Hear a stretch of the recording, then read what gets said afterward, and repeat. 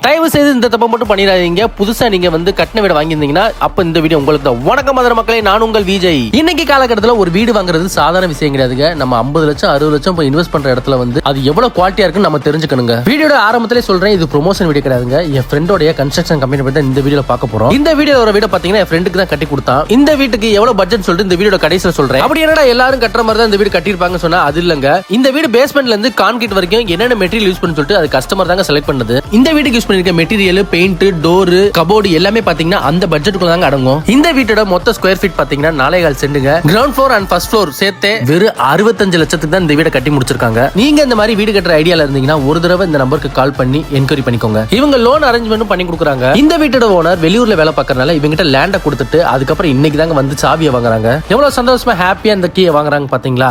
அப்படியே இந்த வீடியோ பிடிச்சிருந்தா உங்க ஃப்ரெண்ட்ஸ் அண்ட் ஃபேமிலிக்கு ஷேர் பண்ணிக்கோங்க. மறக்காம ஃபாலோ பண்ணிக்கோங்க. And thank you.